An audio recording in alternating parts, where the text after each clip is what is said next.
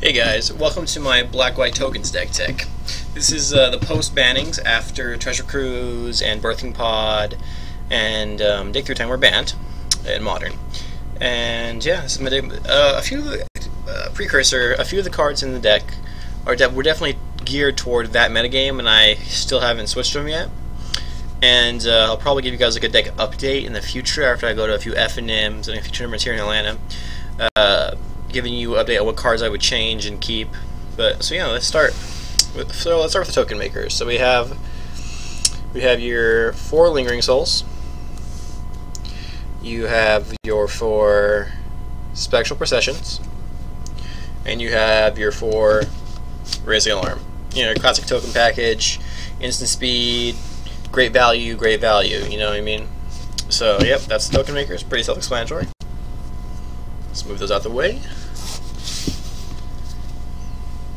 Now onto the removal. Now there's not a ton of removal in the deck, definitely not. So I have these 1, 2, 3, 4 Path to Exiles. Yeah, I like it because it's real, you know, low to the ground, and I definitely have some more targeted removal in the sideboard, but we'll get to that later. And the sideboard definitely changes, you know, considering your metagame, so it's not super relevant to the deck tech. But yeah, these are my 4 Path to Exiles. Now let's move on to the Hand Disruption Suite. Now, a card that is played in this deck that not a lot of people really use, that I think is really good actually, is this card right here, which is Tidehollow Sculler.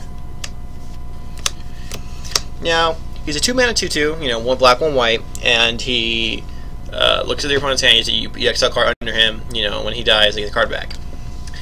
And I feel like that effect's really, really underrated. I also have 2 Inquisition of Kozilek and 4 Thoughtseize. You know, just great hand disruption. Now we're on to the Anthems and Equipment. So I only run 1 piece of equipment in the whole main deck, and that is Sword of Feast and Famine. It really helps with junk. It really helps with the junk matchup, and it was really good in the Birthing Pod matchup actually. But that's not really a factor anymore, so it doesn't matter.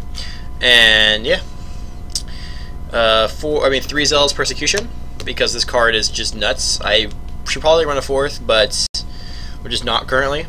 And 4 Intangible Virtue.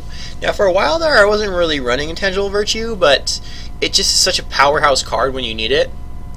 Now, it's definitely a dead draw when you just draw it, and it can kind of be win more sometimes, but it's definitely worth playing in my opinion. Now these three cards right here are my cantrips. My 3 Relic Progenitus. Now this was really geared toward the Treasure Cruise and Dig Through Time meta with, you know, a lot of blue-red Delver. And what I really came to find out is that this is very good against Tarmogoyf and, you know, random decks like Living End and, you know, just random graveyard interactions like Goryo's Vengeance, decks like that. Decks that really rely on their graveyard, like Gifts Ungiven, if that deck's ever, you know, if you're running that deck. What else? Yeah, just those kind of decks. Now on to the mana base. These are my... Now these should definitely be Marsh Flats, but I don't have any Marsh Flats. But these are my altered Flooded Strands. I'll give you a close-up. There. I like them a lot. No, the artist, I forget her name. I think it's like Hurley Burley Altars or something. But she's the only one that does this little, where is it? Star right there in the corner. Shit. Right there. Sorry, right there. Sorry, it's really hard to see, but yeah, she's little stars in the corner of the card. She's the only artist that I know that does that, and that's what she told me. So there's the 4 Flooded Strands. I have 4 Isolated Chapels. 4 Godless Shrine. Let's do it like this. Sorry. 4 Godless Shrine. 1 Vault of the Archangel, 4 Windbrisk Kites, 1 Urborg. Now this card, not very many people who play this deck really use this card. And And that's because you don't really want to be running very many of these, but you want to be able to go get one of these off of Path to Exile. And I just like, it's a bit of a risk, but I think it's a worthwhile risk, so I like to play it. One swamp for, you know, getting pathed, or I can't fetch it with a fetch land, but it's nice to be able, if someone paths you, to go get your second color if you're mana screwed. And 4 planes. So yeah, that's the main deck.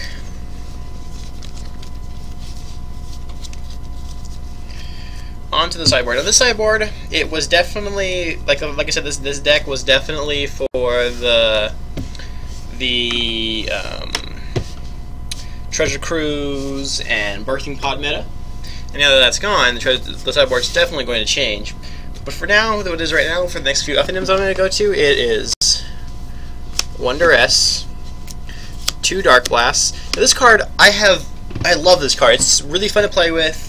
If Lingering Souls is your only out, it gives you 3 chances at it, you know, dredging. And it was really good against Birthing Pod, well, kinda. Because it could, you know, it could kill their mana dork, slow them down, allow you to get a foothold, you know, those kind of situations. So I really like this card. Affinity is a really interesting matchup, so I have 3 Kataki. It was also okay against Birthing Pod. 2 Ghost Quarters for Tron. 1 Tormod's Crypt for your, you know, it's just more graveyard hate for like Living End and Gifts Ungiven and things like that nature. Really, you know, like, I don't know. Who knows if there will still be a Malira combo deck out there? Probably not. I would guess 99% no, but you never know. You know, people can play what they want to play. 2 Burrington Forge Tenders for their mono red matchup. 1 Hushwing Griff. It was for the Birthing Pod matchup, but that's not really a thing anymore, so there's that. 2 Timely Reinforcements. I just really like this card.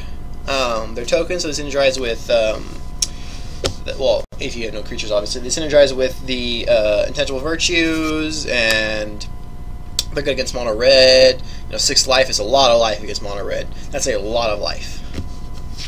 And the final slot, well, I think this is 14, I believe, is Duress. Now, I don't really know when we're putting in the 15th slot. It'll probably be another Inquisition, or another Time Reinforcements, or Core Firewalkers, or, you know, something of that nature.